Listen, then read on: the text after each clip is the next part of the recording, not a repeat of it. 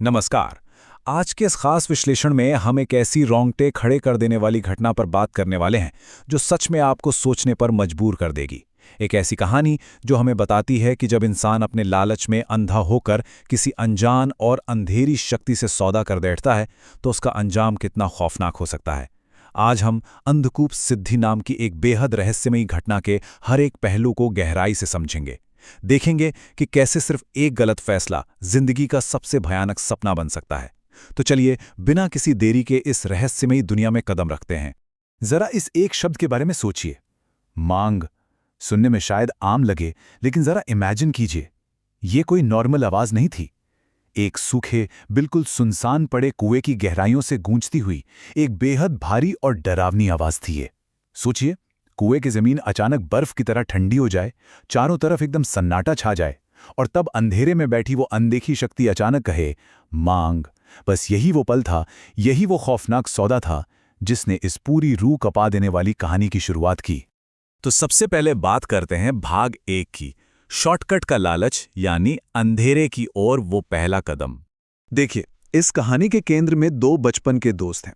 एक है मिथुन और दूसरा है राजन। अगर हम राजन की बात करें तो वो हमेशा से काफी सुलझा हुआ था। किताबों में रहने वाला, जिंदगी में एक ठहराव रखने वाला इंसान जिसका मेहनत पर पूरा भरोसा था। लेकिन मिथुन, वो बिल्कुल अलग था। उसे हमेशा जिंदगी में बस शॉर्टकट चाहिए था। एग्जाम्स में चीटिंग करने से लेकर नौकरी को बस गुलामी समझने तक मिथुन का माइंडसेट हमेशा एक ही रहा कि कैसे बिना मेहनत के जुगाड़ से काम बन जाए। और यकीन मानिए, उसका यही रवैया उसे उस खतरनाक अंधेरे सौदे की तरफ खींच ले गया। और कहानी में ट्विस्ट यहीं से आता है। आपको क्या लगता है, मिथुन को इस अंधकूप क्रिया के बारे में किसी बहुत पुरानी किताब या ग्रंथ से पता चला होगा? बिल्कुल नहीं। उससे ये रास्ता मिला एक जेल के पुराने अखबार के फटे हुए पन्ने से। ये सुनने में एक बहुत छोटी सी बात लगती है, लेकिन ये बहुत क्रूशियल है। उस अखबार में कुछ ऐसे लोगों की कहानियां थी जो रातों रात अमीर बन गए थे, और उसी में ये विधि भी छपी थी। पर जैसा कि हम सब जानते हैं, फटे हुए पन्ने की जानकारी हमेशा अधूरी होती है, और ये अधूरापन मिथुन की जिंदगी की सबसे बड़ी और शायद आखिरी भूल बनने वाला था। अब आते हैं भाग 2 पर, 5 रातों की विधि और उस सूखे कुएं का बढ़ता हुआ खौफ। वो पहले दिन से लेकर 5वें दिन तक का जो सफर था ना, वो सच में रोंगटे खड़े कर देने वाला था।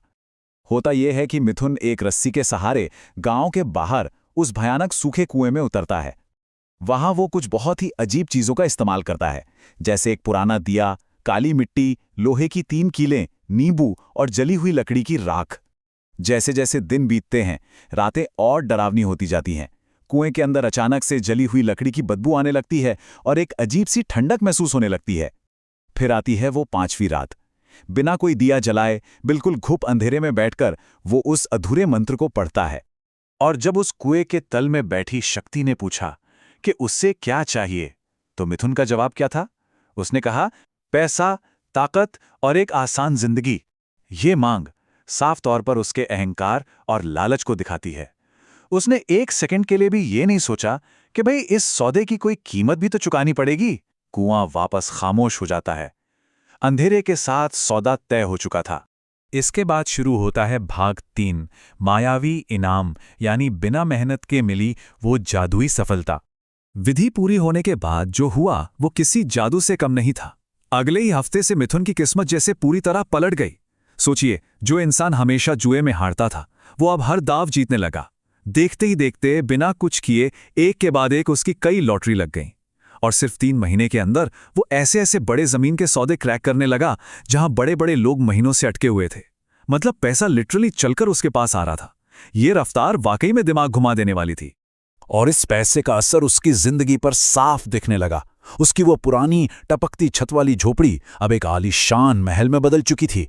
महल की छत इतनी ऊंची कि दिखाई न दे, चमचमाता हुआ फर्श और ऐसे नौकर जो बिना एक शब्द बोले उसके लिए सब कुछ हाजिर कर देते थे। गैराज में एक ब्रांड न्यू लग्जरी कार भी आ चुकी थी। यह सब कुछ उस नई मायावी जिंदगी का सबूत था जो उसे उस रात के सौदे से मिली थी। लेकिन कहते हैं ना, हर चमकती चीज सोना नहीं होती। जब उसका दोस्त राजन अपनी पत्नी काजल के साथ इस नए महल में डिनर पर आया, तो ये सब शानो शौकत देखकर वो पूरी तरह हैरान था। राजन खुश तो था, लेकिन अंदर ही अंदर उसे एक अजीब सी बेचैनी हो रही थी। उसे पता था कि बिना मेहनत के मिलने वाली सफलता आमतौर पर अपने साथ एक बहुत ही खतरनाक छिपी हुई कीमत लेकर आती है। और राजन को ये फील होने लगा था कि मिथुन को अभी इस बात का कोई अंदाजा नहीं है कि उसने असल में क्या दांव पर लगाया है। और यहीं से हमारी कहानी पहुंचती है भाग 4 में, अदा ना किया गया कर्ज, जब किस्मत ने अपना पासा पलटा। यकीन मानिए, ये बदलाव बहुत अचानक और बहुत भयानक था। कुछ ही महीनों के अंदर सब कुछ उल्टा पड़ने लगा। एक हवेली के सौदे में कुछ फ्रॉड हुआ और सारा इल्जाम मिथुन पर आ गया। नुकसान भरने में उसका सारा पैसा पानी की तरह बह गया।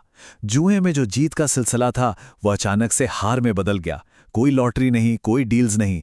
नौबत यहां तक आ गई कि खाना खाने के लिए उसे अपनी वो नई लग्जरी कार तक बेचनी पड़ी। कल तक जो लोग उसके आगे पीछे घूमते थे, उन्होंने उसके फोन उठाने बंद कर दिए। वो साम्राज्य जो रातों रात खड़ा हुआ था, वो बिल्कुल ताश के पत्तों की तरह बिखरने लगा। पर बात सिर्फ पैसों के नुकसान की नहीं थी। असली हॉरर तो रातों को शुरू होता था। हर रात मिथुन को एक ही खौफनाक सपना आता कि वो किसी बहुत ही सीलन भरी अंधेरी गुफा में फंसा हुआ है। उसे लगने लगा था कि उसके अपने ही घर के कोनों में कोई खड़ा उसे घूर रहा है। और फिर एक रात तो हद ही हो गई। उसे बिल्कुल साफ महसूस हुआ कि कुछ अनदेखे हाथ उसकी गर्दन को जोर से दबा रहे हैं। वो सांस लेने के लिए तड़प रहा था। ये कोई नॉर्मल बुरा सपना नहीं था दोस्तों, ये उस काले सौदे का फिजिकल असर था जो अब साक्षात उसके सामने आ रहा था। बुरी तरह टूट चुका और डरा हुआ मिथुन आखिरकार राजन के पास पहुंचा। तब राजन ने तुरंत एक तांत्रिक विशेषज्ञ बाबा गोरखनाथ को बुलाया। बाबा गोरखनाथ ने वहां आते ही जो सच बताया उसने सबके होश उड़ा दिए। उन्होंने बताया कि ये अंधकूप विधि सिर्फ कुएं में जाकर कुछ दिन बैठने का खेल नहीं था, बल्कि ये एक ऐसा काला सौदा था जिसमें हर महीने अमावस्या की रात को खून की बलि देनी होती है। और याद है वो फटे हुए अखबार का पन्ना? हाँ, उसमें यह सबसे जरूरी बात तो लिखी ही नहीं थी। बाबा गोरखनाथ के शब्द अगर मैं आपको बताऊं तो उन्होंने सीधे मिथुन से कहा, तूने एक शैतान को जगाया है और उसे भूखा छोड़ दिया है। बस इस एक लाइन ने सब कुछ साफ कर दिया। मिथुन के साथ जो भी ये भयानक हादसे हो रहे थे वो कोई बैड लक नहीं था। वो असल में एक बेहद भूखे और गुस्से में भरे शैतान का कहर था जिसे उसका हिस्सा नहीं दिया गया था। अब हम आ गए हैं इस विश्लेषण के सबसे खौफनाक हिस्से, भाग 5 पर। आखिरी वसूली, महालया अमावस्या की वो डरावनी रात। उस रात वहां का माहौल इतना भारी था कि सांस लेना मुश्किल हो रहा था। बाबा गोरखनाथ ने उस कुएं के बाहर अपनी सुरक्षा रेखाएं बनाईं। तेज सनसनाती हवाएं चल रही थीं। मिथुन एक काले मुर्गे को लेकर कांपते हुए अकेले उस कुएं के अंदर उतरा। उसकी आवाज डर से थरथरा रही थी। जब उसने वो मंत्र पढ़ा, उसने मुर्गे की बलि दी, लेकिन जैसे ही वो खून जमीन पर गिरा, वो 1 सेकंड में गायब हो गया। जमीन ने उसे तुरंत सोख लिया। ये एक बहुत ही साफ और भयानक सिग्नल था। अचानक कुएं की जमीन बहुत जोर से कांपने लगी, मिट्टी फटने लगी और उसमें बड़ी बड़ी दरारें आ गईं।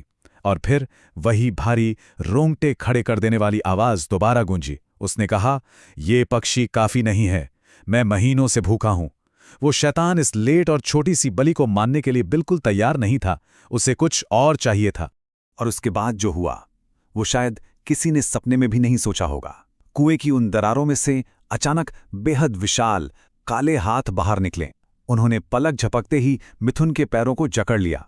मिथुन पूरी जान लगाकर चीख रहा था, बाबा से मदद की भीख मांग रहा था, रस्सी पकड़ने की कोशिश कर रहा था। लेकिन उन रहस्यमयी हाथों की अलौकिक ताकत के सामने उसकी एक न चली। देखते ही देखते उस जमीन ने मिथुन को जिंदा निगल लिया। और फिर वो कुआं हमेशा की तरह बिल्कुल शांत हो गया। कुएं के बाहर सन्न खड़े राजन को देखकर बाबा गोरखनाथ ने एक बहुत ही गहरी बात कही। उन्होंने कहा, काली शक्तियों के नियम बिल्कुल पक्के होते हैं। अगर तुम अपना कर्ज भूलकर अंधेरे का अपमान करते हो तो वो अपना हिस्सा खुद आकर छीन लेता है। राजन अब इस कड़वे सच को समझ चुका था कि मिथुन की ये खौफनाक मौत सिर्फ एक एक्सीडेंट नहीं थी। ये अधूरे ज्ञान के साथ बिना सोचे समझे किए गए उस सौदे का सीधा नतीजा थी। तो इस पूरे विश्लेषण के बाद हमारे सामने एक बहुत ही बड़ा और गहरा सवाल खड़ा होता है। बिना मेहनत के मिलने वाली सफलता की असल कीमत क्या होती है? मिथुन की ये खौफनाक कहानी हमें सोचने पर मजबूर करती है कि जिंदगी में शॉर्टकट और अधूरा ज्ञान हमेशा हमें एक ऐसे अंधेरे कुएं की तरफ ले जाते हैं जहां से शायद कभी वापसी नहीं होती। मुझे उम्मीद है कि इस विश्लेषण ने आपको कुछ नया सोचने पर जरूर मजबूर किया होगा। आज हमारे साथ इस सफर में जुड़ने के लिए आपका बहुत बहुत शुक्रिया।